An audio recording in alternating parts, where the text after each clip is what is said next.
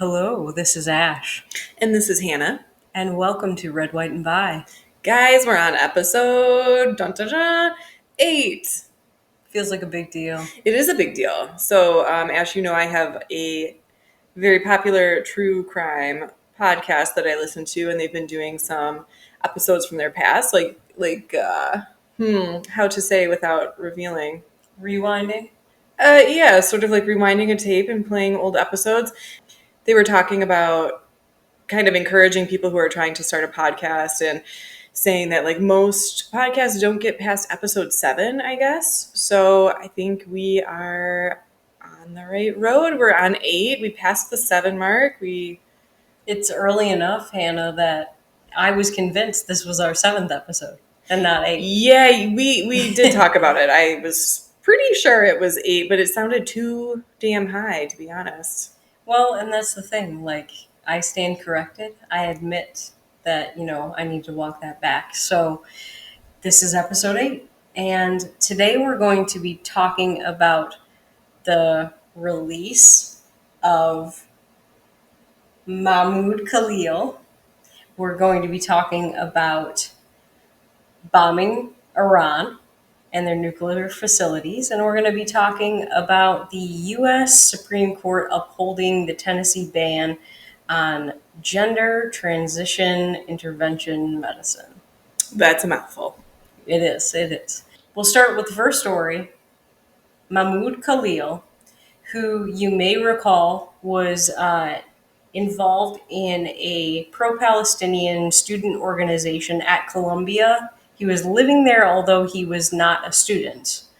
And he helped encourage really some protests that were kind of like unhinged. There was some vandalism. Right, like at the very least it was controversial because there was like police presence involved and the government got involved, and the best you could say about it is that not everyone agreed that it was okay. Yeah, especially because Jewish students were specifically targeted, locked in a library, barred from attending their classes, and then also janitorial staff was effectively kidnapped, according to the staff themselves. They were not allowed to leave, and that amounted to kind of like imprisonment or detainment. So a really clear, logical agenda against Jews and janitors. Got it. And I will say that maybe like all of the stuff this guy posted on social media that encouraged this, but to the point of his defense attorneys, he was not necessarily directly involved in some of the vandalism or the actual detainment. You could say he's a mastermind. You could say he is the Charles Manson of this situation. I feel like the least you can say is that he's kind of like the washed up loser who's not a student and still lives on campus. Like, what is this? Animal House? Not Animal House. What's the one I'm thinking of? Old School. Yeah, like, why are you still hanging out with your college buds? Like, what are you doing there, man? Yeah, and like, to me, it's like the posting on social media, you could say that's incitement. And if you're not in the country as a citizen and you're posting things that incites criminal behavior, that should be, to Marco Rubio's point, enough to just send you back home. So basically, I'm sorry if you already mentioned this. Was he here like was his status here like, for lack of a better term, kosher? Like, was he up to date on his papers and stuff like that? Or was he here like sort of in violation of whatever travel visa he had used? I don't think I read anything to suggest that he was here illegally. He was on a visa that was valid. Okay. And they're revoking that. Okay. Based on the behavior. And because of everything that happened, though, and I will say his attorneys suggest it's very rare for someone to be detained when they didn't directly commit a violent act. And he's been detained for 104 days. So this judge from New Jersey... What is that, like 4 months-ish? I'm not so good at math. Somewhere between 3 and 4 months. Maybe like 3.5. Yeah, so his defense attorney noted that it's exceedingly rare that he be detained instead of, just going to an immigration court and then them ruling on whether he can stay or not. Okay. But the Department of Homeland Security points out that this judge from New Jersey that ruled that he's not a flight risk, he hasn't been accused of any kind of direct violence, so he should, be at least not detained. That this is a district judge, Jamie Coleman, and that they're not an immigration judge. And typically, an immigration judge, if someone is detained, should be the only one with the ability to actually rule whether they should be released or not. Right. So, given that Columbia is in New York, it's a little strange to me that a district judge from New Jersey is inserting themselves. In the past few weeks, maybe few months of news cycle, I don't understand. It turns out I don't understand judges whatsoever. Yeah. They're just rogue. People calling out the president or calling out senators from other states, or to your point here, making immigration decisions when they're not immigration judges. I don't understand. They're cowboys. Yeah, it's kind of actually interesting that this facility, this federal facility where Khalil was held, is in Louisiana, because Senator John Kennedy from Louisiana, in a congressional hearing, he was asking, does it make any sense constitutionally that judges who are not ruling on a case issue a ruling that affects, whether or not these people stay or go, whether they're detained? And constitutionally, it just doesn't hold water. So my question is, why doesn't the administration just ignore these rulings? I feel like I would. If there's a ruling decided and the person is not in their jurisdiction to even make that decision, I would imagine that they probably don't give it much weight, but it still makes the 24-hour news cycle because it's still a thing that happened on the books. So I would be curious to know the difference between how much the American media is paying attention to it versus do they even give a shit? Probably not. I should point out that you can tell that I'm not a big Trump fan. Mm-hmm. If you listen to this podcast, I'm not going to be his greatest advocate or anything like that. Sure. However, something that I think is really interesting is that anytime one of these judges issues a ruling, the administration does follow it. So even if they kind of feel like their backs are against the wall, or these judges are kind of legislating from the bench and, as you said it, acting in a way that they've just gone rogue, the administration doesn't ignore them. And there are certain ways, with all these executive actions, that you could say, Trump is too authoritarian, acting like a king. But if he really were an authoritarian, straight up dictator, I doubt he would follow any of these rulings. Even if he was supposed to. Yeah, exactly. Mm-hmm. So to me, it's kind of interesting. I feel like with every president, you've got to take the good with the bad, acknowledge when they actually do something correctly. Mm-hmm. And I feel like in this particular way, judges are probably in the wrong with some of these rulings, and they're still following the rulings and trying to do the best they can. Yeah, respecting the institution of the judicial branch. So what is next for Khalil? What, he was released? Does he have a hearing? What's going on? I feel now, and by the way, we should mention that AOC walked him out. Cute. Yeah, really, really cute. I wonder what her opinion is. As far as I know, he is on bail until his actual immigration hearing, which to me, it's so funny to detain him, because it's if I'd probably get him in front of an immigration court as quickly as possible if you really feel like he's the mastermind of all this criminal behavior, because it's detaining him kind of works in opposition to actually just kicking him out of the country, which is, I believe, what Marco Rubio and the administration are truly trying to do. Yeah, I think I heard you mention earlier something about a quote where somebody was he's not a flight risk, and it's well, hell he's not. And he should be, and we want him to, and go ahead and fly. Go ahead and fly. And It's funny because he obviously seems to have this whole agenda against the West and, maybe particularly Jewish kids. And it's like, if that's your agenda, he probably wants to stay here and do his whole nasty anti-West agenda. But as Westerners, how about we just don't let him do that? Bye. How about not? How about no?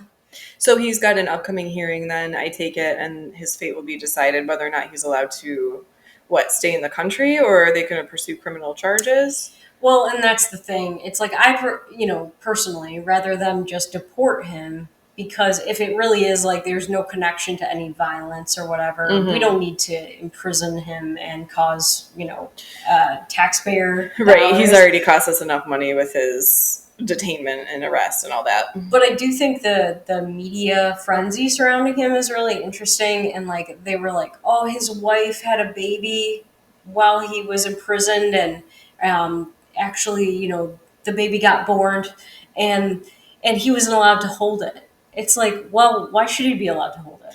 Well, choices have consequences, and it's 2025. You didn't have a kid by mistake. Yeah. Anyone who has a kid by mistake doesn't know what mistake means. With a very few exceptions. I realize some things happen, but it's like, you're making these choices, you're living this way, you're taking chances, and you're becoming a father. That's a risk you take. Yeah, absolutely. Not saying I don't feel bad for him. I think parents deserve to see their children under, almost any circumstance. But you didn't plan very well. Yeah, I don't feel bad for him.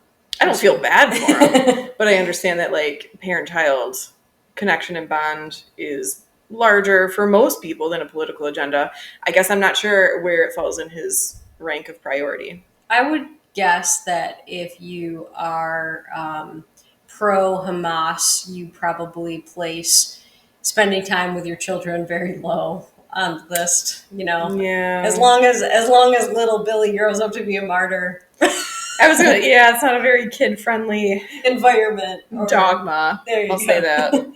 So anyway, Mr. Khalil can just leave. Is my what do you want to say? Humble opinion? Yeah, my humble opinion. Just get out. Yeah, I'm fine with that. All right. I'll hold the door for you, bud. Moving on. Moving on, Ash. What are you drinking? I am drinking a good old standby of Admiral Nelson and a Coke. The Admiral. I thought he was with us tonight. And you? Well, I'm still on that sour cherry bourbon. I really like it. And Ash picked up this. What did you get the other day? It was like a tropical 7-Up. Yeah. So it's like peachy, mango, pineapple-y stuff, and it goes really well with the cherry. And you got me in some trouble here, girl. I gotta say, though, that Evan Williams cherry bourbon is so good that I poured this Admiral Nelson so I didn't drink it all. Because I want you to have it. Well, for now, this is still capitalist America, and we can get more. That's true. We'll put it on our shipped order. Yes.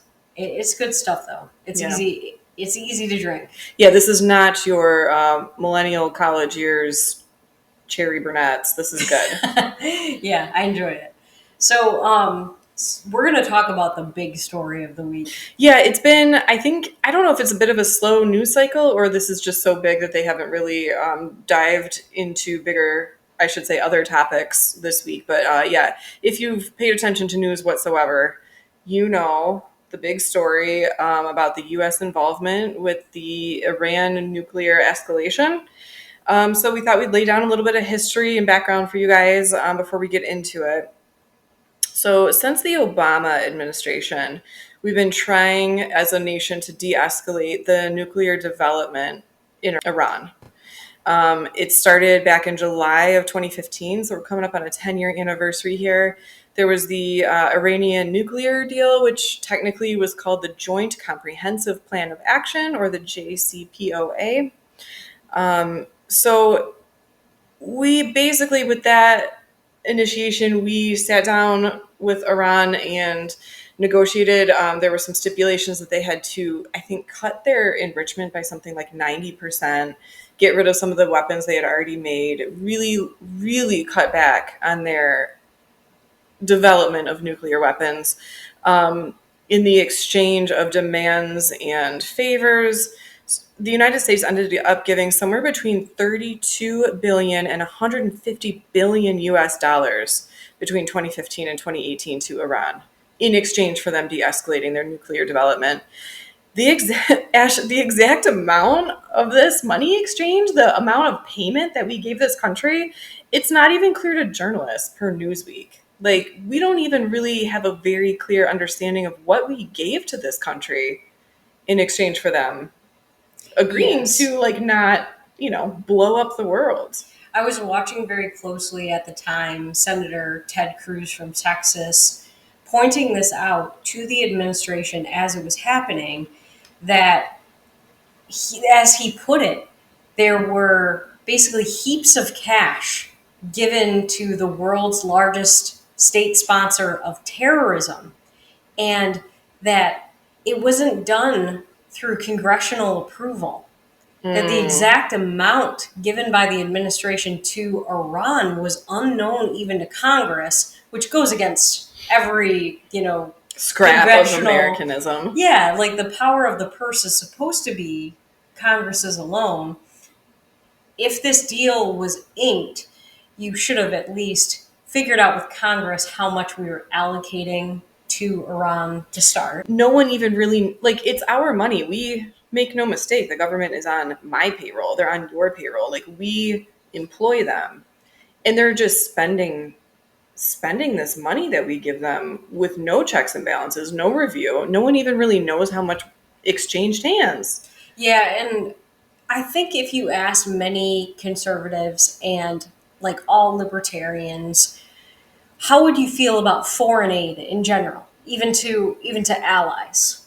Many of them would maybe prefer that we take care of problems at home before we give to allies. Mm-hmm. This, frankly, is an enemy. Mm-hmm. And we're not even aware how many taxpayer dollars actually went to Iran. What also Ted Cruz pointed out is, how do you know they're not just going to ignore the agreement because they are an enemy? And how do you know they aren't going to do something else with the money? Mm-hmm. And that such as enriching. Enriching, and then this is where we get into proxy wars. Well, yeah, and I will add to it, like, the same way that journalists aren't even sure how much money really exchanged hands in this deal. It's to this day, it's controversial whether they even stopped enriching uranium at that time or not. Like, to this day, we don't really know what the result of all that billions of dollars spent even bought. Mm-hmm. It's kind of astounding to me that A, happened, and B, we still don't have answers, and C, like, it's only been 10 years and people are just chill about it. Like, no one really cares to find out anymore. I'm sure some people are upset, but it's not like, this isn't like a household issue that you're hearing, discussed at water coolers at work. This is sort of like niche, and you have to be informed, and like, you have to really care to be asking these questions. You kind of see the conflict there where initially under Obama, it's created. Then you're jumping ahead on me here. I got my notes. Okay, I got my notes. Go ahead. So the next thing I was going to say was that in 2018, when Trump took office for the first time, was that 2018? That was 2016, wasn't it? He's inaugurated in January 2017. Okay, so shortly thereafter in 2018, he actually removed the United States from this agreement. And of course, it pissed a lot of people off. I'm sure some work and good intentions by some diligent people went into that July 2015 agreement. So is very quickly on the heels of that in 2018, it's nullified. Trump scraps it. And it is presumed from that point on, at least, that Iran is reinvigorating their efforts and enriching from that point on. And I will say, from the conservative point of view, for that entire time, that to me was a negotiation with a terrorist state. Never should have happened. I worried about what Roseanne yelled about, unfortunately. Valerie Jarrett was, advising Obama. She is an Iranian woman. Mm-hmm. And so I thought, an Iranian asset is now working in our government and giving them tons of money without congressional approval. So I feel like, to say that it's controversial is maybe an understatement. Okay, fair. So that's the sort of American background to what has been happening. But the conflict with Iran and its neighbors, quite obviously, is much older than this. I was looking a little bit into the original trigger of what we're hearing about in today's or this week's news cycle. So there is a heavy connection with our action that we took this week and Israel's action against Iran that preceded it. So a little bit of background between the Israel-Iran relations. Israel and Iran were actually allies and kind of had each other's backs all the way up until 1979. Up until that point, they were sort of united in seeing Arab powers in the Middle East as a threat to both of them. So I'll admit some ignorance here. I didn't realize this until pretty recently, the last couple of years, that Iranians were not majority Muslim. They were not majority Arab. Arab is an ethnic group that can trace its roots back to the Arabian Peninsula and Arabia, Saudi Arabia. Iran is separate from that. They are Persian, ethnically Persian. Zoroastrianism, I believe, was like their predominant religion, and it still exists in the mountains and some of the older tribes and stuff in that area, but they were not Muslim and they were not Arab. So Israel and Iran sort of bonded over seeing colonializing Arabs as sort of a threat to their political agendas and their existence.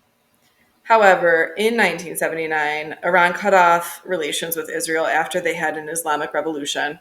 At that point, Islamists did take over Iran. It did become a Muslim majority country and a heavy Arab ethnic influence. So Persia and Zoroastrianism and things like that took a backseat at that time. So since then, relations have been tense. I was looking up, there's a Wikipedia page titled Iran-Israel Proxy Conflict. And it says that conflict can be dated as far back as February 16th, 1985. And it's not always like the dealings between Israel and Iran, like proper. This is sort of a Cold War with the use of proxies. So proxies being terrorists or sub-factions from countries kind of all over the region, definitely prominent countries, including Syria, Lebanon, groups like Hezbollah and Hamas that, at this point, Americans are pretty familiar with. So all of this has been sort of a tense background, at least for 40 years. And obviously we saw a huge escalation of that because now there is a proper conflict between the two countries. We're not dealing with proxies anymore. Israel struck Iranian nuclear facilities just the other, 2 weeks ago, June 13th. So that was really what kicked off what we're seeing today, and it's escalated from there. The U.S. involvement happened Sunday, June 22nd. Local time over there, for us, it was the evening of the 21st, between 6:30 and 7 p.m. U.S. executed what was called Operation Midnight Hammer. Bow chicka wow wow. I know, it sounds like a porn, doesn't it? But anyway, that's what they named it. So at that time, over 24 Tomahawk cruise missiles launched from American subs, targeting one of 3 noted nuclear facilities in Iran. Immediately after the Tomahawks were launched, 7 B-2 bombers entered Iranian airspace with fighter jets going just ahead of them, clearing the way, looking out for ground missiles and anti-aircraft artillery. They launched 14 massive bunker buster bombs to 2 additional nuclear sites. So a total of 3 Iranian nuclear sites were targeted. We kind of just coordinated it, bing, bang, boom, one right after the other. According to Defense Secretary Pete Hegseth, whom you will remember from his leaked texts, he says the mission was not and has never been about regime change. The U.S. is still taking the line that it's very much about nuclear sites, uranium enrichment, installing that.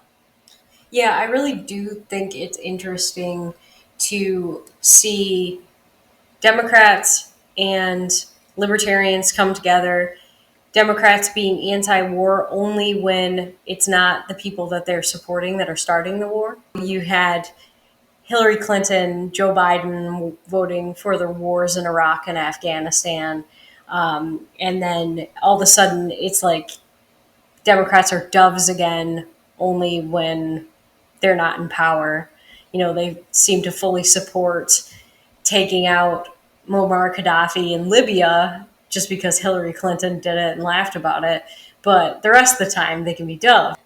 Libertarians tend to be very consistent in being anti-war because they believe in something called the non-aggression principle, where if somebody doesn't attack you, you shouldn't attack them.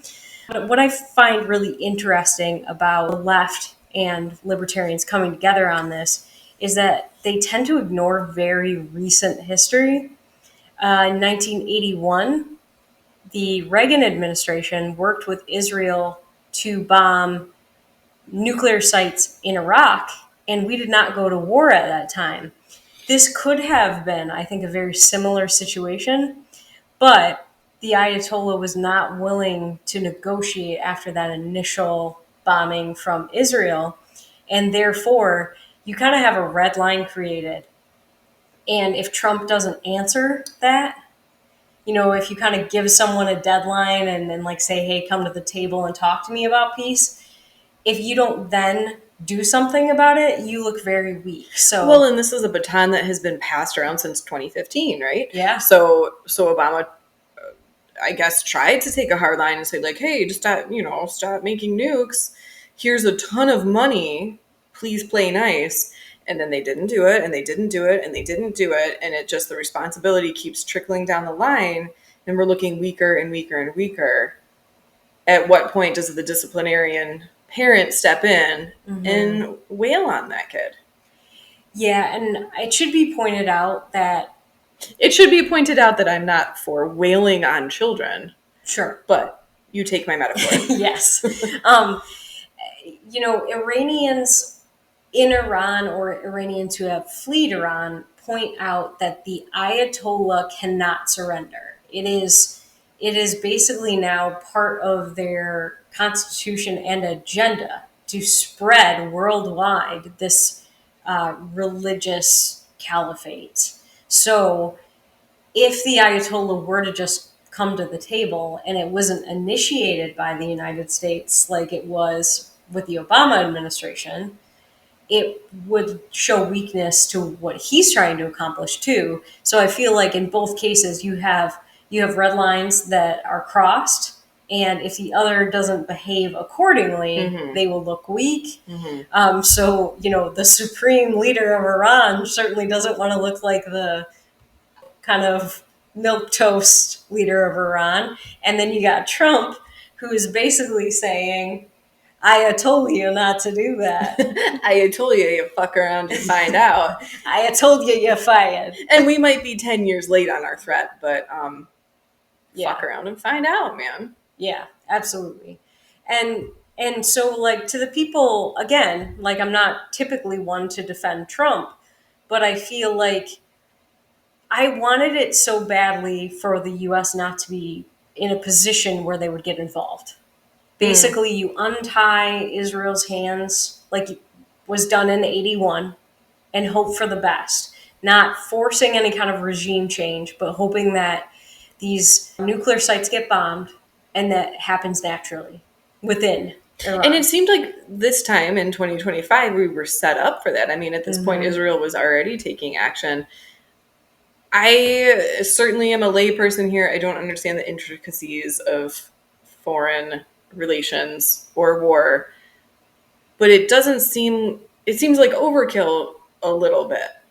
And I know, Ash, you had talked about earlier this week, you had talked about the constitutionality of Trump making these unilateral decisions without consulting Congress first. I mean, this was a shock announcement. This was a blindside announcement that like, oh, by the way, we just bombed Iran. Yeah, I was honestly like a little surprised because I didn't know necessarily that Iran just wouldn't come to the table. And, obviously I learned after from actual Iranians that it's not going to be within him to do. However, when people basically said that this wasn't constitutional, I wanted to look more into it because I'm a geek about the Constitution and it's just who I am as a person. There's no declaration of war. So technically, that doesn't have to go through Congress. We've seen many presidents bomb countries without going through Congress. But another check on presidential power in this case is the War Powers Act. When I looked into that further, it basically says that if you're going to have boots on the ground for more than 60 days, you have to get congressional approval. 60 days? Yeah. You could flatten that country in less time and never officially declare war. Yeah. And essentially, probably you didn't even have to, like, Desert Storm was a war, but you probably, how quick and dirty that war was, you probably could have pulled it off with boots on the ground in less than 60 days. That was like a matter of days or weeks and it was over. However, if you're going to have a lasting presence somewhere, and that really is going to require a lot of power of the purse, you're supposed to go through Congress.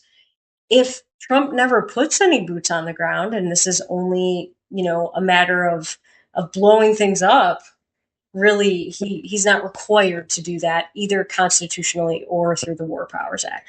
So honestly, it harkens back to 2015 a little bit when you said an inked deal from Obama should have gone through Congress. It's a little bit reminiscent of that. Like, well, I'm not putting boots on the ground and I'm not technically declaring war, so I get to do whatever I want and not consult Congress. And really, even an inked nuclear deal, as long as you're not relying on Congress for, like, hey, we're declaring war, or, like, really, I mean, anything inked in terms of how much money you're allocating to somebody should have gone through Congress. So it's just really, it's sneaky either way. It's sneaky, exactly.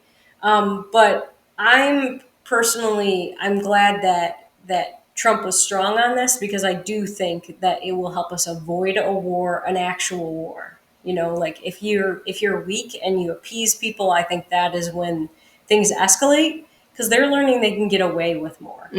I'm not a parent, but kids are assholes if you aren't firm with them. I mean, they need boundaries. I am not in favor of war in general, and I am really not in favor of just like sticking our nose in someone else's business. But I think in this case, when there's nuclear weapons being talked about, and we did, like, maybe we should have never set that precedent where we took a hard line. That's for smarter people than me to decide. But the fact is, we did take that hard line. So if you're going to say it, it's just like training our crazy dog. If you tell her to sit and she doesn't listen to you, well, now you have to make her sit. Whereas if you had never said it in the first place, she can do whatever she wants. But it's like, once you stick your foot out and make a demand, you better have the authority to back it up. So in this case, even though I'm not pro-war, I think I agree with it. Yeah, and when someone has long-range ballistic missiles and they are enriching uranium and threatening the United States and Israel, if you do nothing, you embolden them to keep trying to do great harm. And if you're strong, even if it gets a little messy, you can avoid a greater conflict or greater nuclear proliferation, like Saudi Arabia was threatening. So really, by using a firm hand, you can actually, just calm things down. And I think a lot of people are scared right now and frustrated, but I think long term, this was a good decision. Yeah, I think time obviously will tell, but Iran has made a lot of threats about like the lasting historical consequences of our involvement here. I'm not sure that they have the resources to back that up, but never underestimate an enemy, and we'll find out soon enough. And I just want to put out there that the Persian Iranian people have been suffering under a really cruel regime since 1979. Iran was a modern country with rights for women, rights for like education and gays and people to live their lives the way they wanted to. And it honestly, the country had a lot of similar values to what we enjoy here today. And to the Iranian people out there, and especially Iranian women, we wish you the best. I know this could get very messy, and our hearts are with you, and we're rooting for you.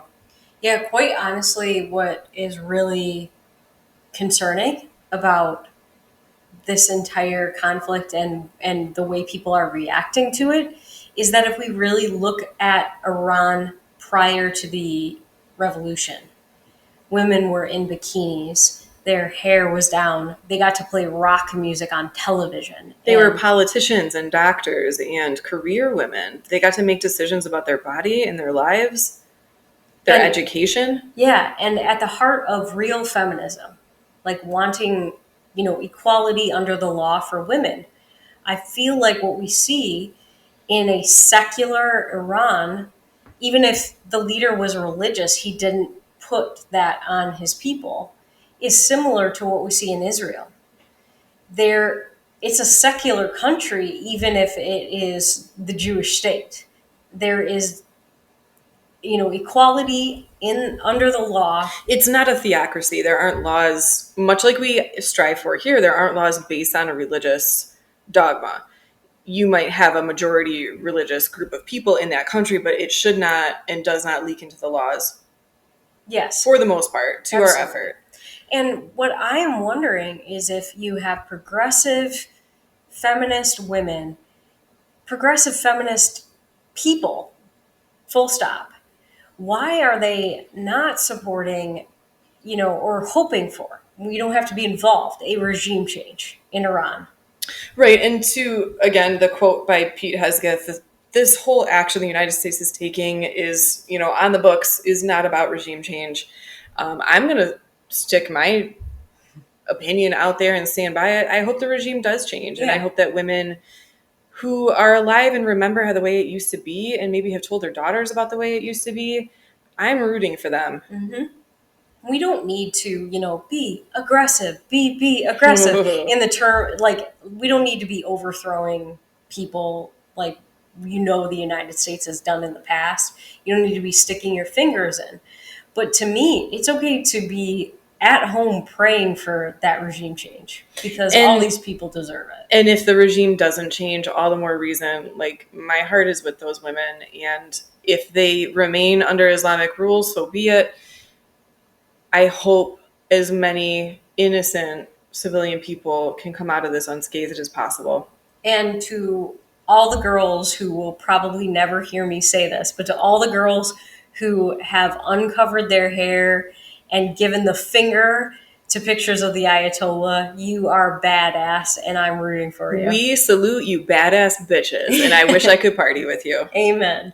Moving on, we're going to end on our third topic here, which, hey, maybe not everyone thinks is the lightest topic of the three, but I think it's a better way to end than the heaviness of what's going on with world wars and bombings and such. We're going to talk about 5 days ago, the U.S. Supreme Court upheld a ruling made by Tennessee courts back in 2023 banning gender transition interventional medicine for minors. So you'll hear, the buzzword is gender affirming care. We're talking about puberty blockers, surgical reconstruction, things of that nature for trans minors. Be very clear, what we're talking about here is for minors under 18. With a few of the stories that we've done this week, last week, I think the week before, there are some topics that we have both decided off air we want to tread really carefully on. We know some of these topics are really heavily emotionally charged. People have their own experiences that they bring when, talking about these topics. It's big. It's a wedge topic. It's hotly debated. I don't pretend to have all the answers, but it fits the theme of the podcast that we want to encourage conversation. So if I'm offending you with my opinions on this, my take on this, with Ash's take on this, that is not our point. Mm-hmm. And if we can have a civil discussion about what you don't like about what I'm about to say, we're here to teach, we're here to learn, we're here to exchange ideas. And that is at the heart of what we're trying to do with this podcast. If we can't talk, we don't learn. So I'm going to talk, and feel free to teach me. And I hope anyone who is here to listen is here to share. I am here to share. I'm here to listen.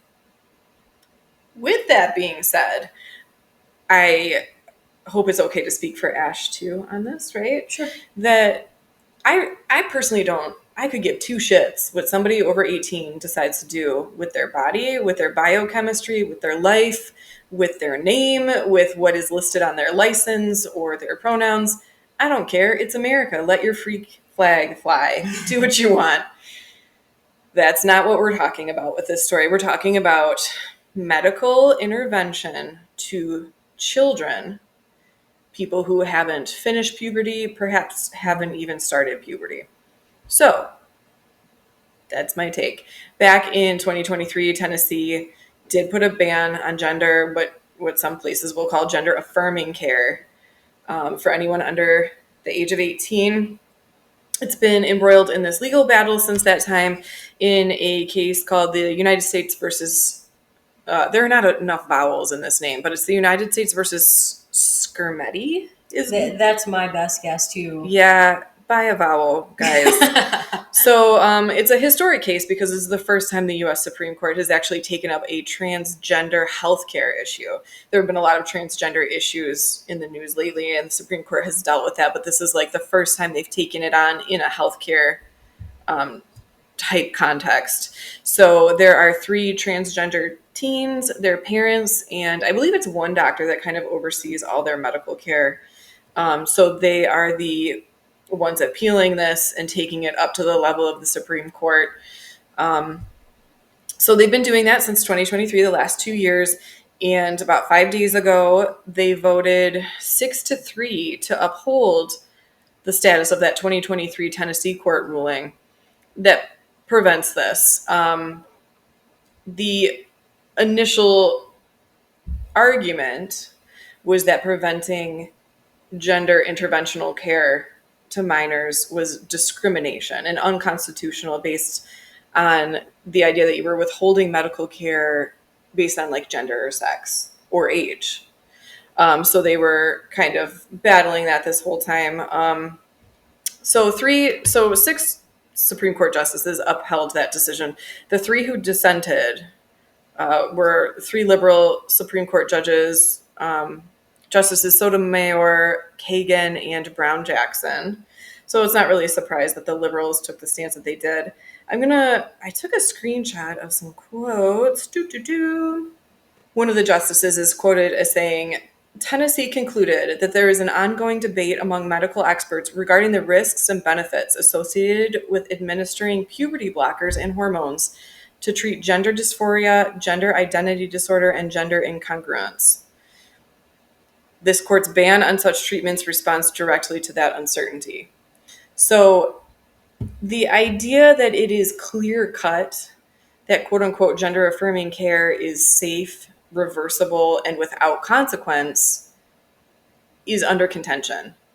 The idea that it is categorically fine to do, especially to kids, is not like as much as certain groups might want to be presenting that this is a fact. It's not a fact. There is contention. Tennessee's Attorney General Jonathan Skrmetti on social media called the decision a landmark victory.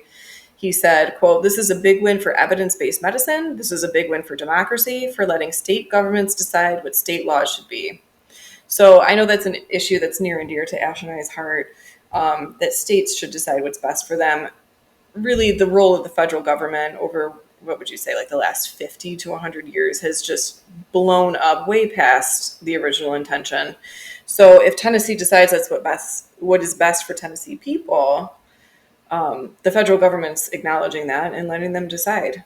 Yeah, and really, like, it's something to think about. Hannah, and you work in science, medical science. Genetics. So my question to you is, if we were using medicine and surgery, and we weren't 100% sure of the effects of these medicines and surgeries, would it be the norm that they might experiment a little bit on children? I think, unfortunately, you could make an argument to say that Big Pharma has money in a lot of important pockets, and things do go through the pipeline that shouldn't. I think it's pretty universal that that is like a scourge upon our society, and that's something we should fight against. Well, and it's interesting that you put it that way, because there have been interviews with kids who have gone through a transition and either tried to revert back to their original, gender, biological sex, whatever, however you want to put that, or had trouble doing so because of the effects of some of these puberty blockers, or like a surgery that maybe like they had a top surgery as a biological female that, caused more trouble in the end than that kid thought it was worth, where really they felt like after the fact they were a victim of big pharma. That what is really going on here when people are pushing an agenda might be that, Democratic Congress people are lining their pockets in this way too because of big pharma. And if that is true, because obviously, they're speaking from their personal experience and an emotional place, I'm sure. But if it's true, that's really dark.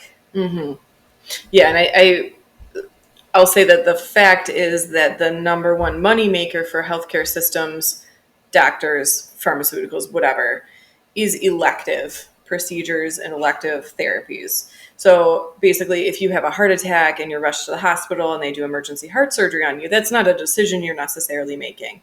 If you decide, I want plastic surgery, or I want to get a new hip before my vacation, or whatever the case may be, when you're making decisions ahead of time and you're getting pre-approval through your insurance, you're making a care plan with your provider, those are money-making decisions. So while the families, like in our story here, the families of these teens might have the best of intentions, the teens themselves might really feel fervent about their choice, I don't think anytime that much money is involved, you can trust the medical system to do the right thing.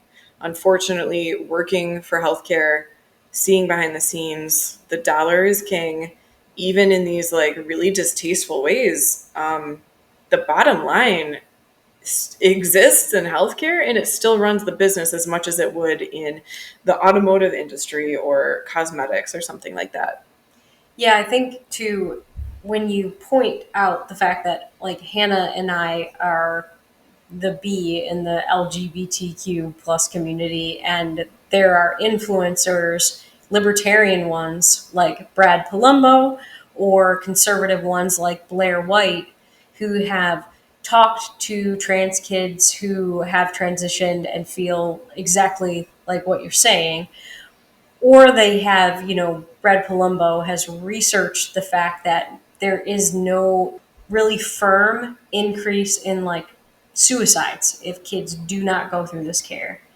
But there might be an increase in suicides if they do go through it, and things that people just aren't willing to talk about. It does make you wonder, like if you follow the money, where this influence is coming from. So I think now I'll speak for Hannah and I hope, that we, of course, aren't transphobic. On the whole, we want people to be able to do with their own bodies whatever it is that they want to be able to do. Absolutely. Ash and I know trans people. We love them. We respect them. I make every effort to use the correct language that they want me to use. They're in charge of their names and their life and their clothes and their presentation, and I'm fine with that.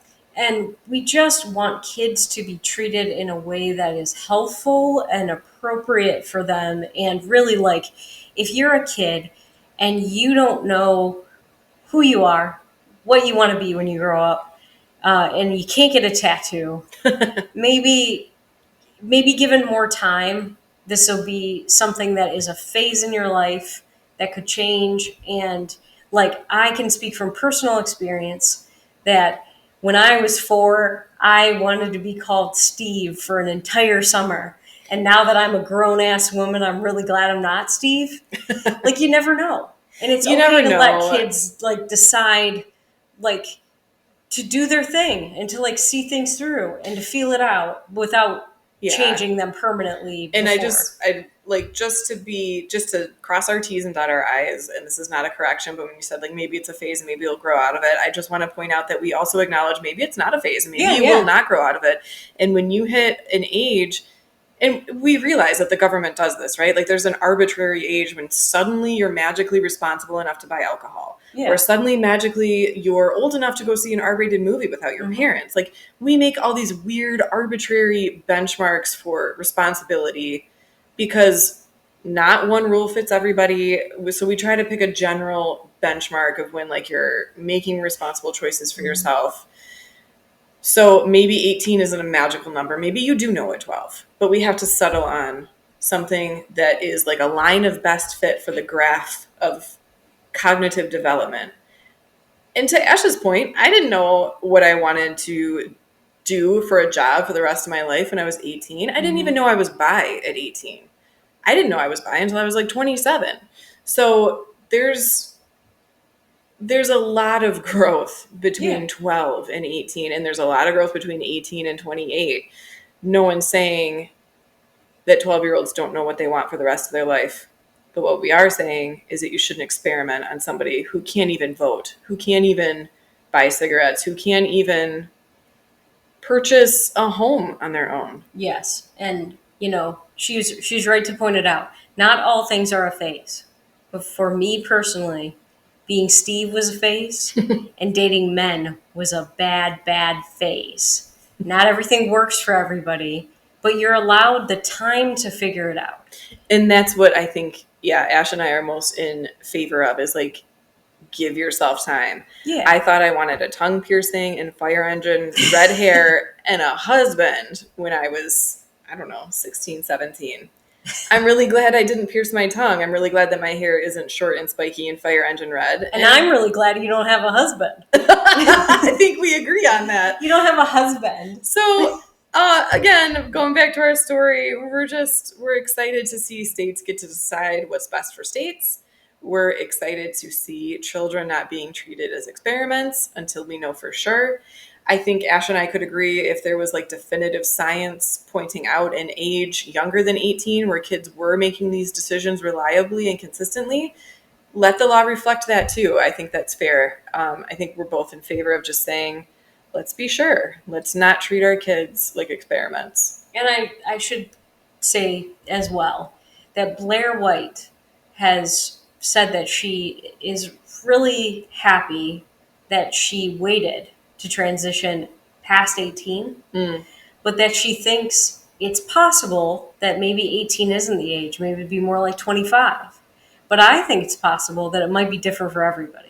I think that's got to be the truest answer, right? Like, we don't all arrive to any point at the same time. Our lives are very unique. This is all very personal stuff we're talking about. So while the law is never going to fit every situation, we got to try to find a line of best fit. And really, like, isn't that the safest way to maybe assume that most kids don't know who they are? Like, maybe like there is a kid somewhere who knows who he is, like at 3 years old. And what a fortunate little guy. He knows he's going to grow up and be a firefighter. That he knows exactly how many kids he's going to have and all of this. But I would say, it's okay to assume that he might be in the minority and just play it safe. Yeah. To give people the opportunity to change when they're ready, when they know they're ready because they're an adult, might just be the better way to approach things, and never do something to a child that they're going to regret. And will a decision like this from the U.S. Supreme Court cause angst and pain and anger in kids? Almost certainly. Will these kids have angst and pain and anger about a lot of things until they're completely independent? Absolutely, certainly. So, I wish these teens that are involved in this case and everyone like them, I wish them luck. They have a tough journey and they've got a lot of tough questions to answer. Their journey is going to look completely unique to them. And I don't understand what that's like. And I'll be the first to admit that.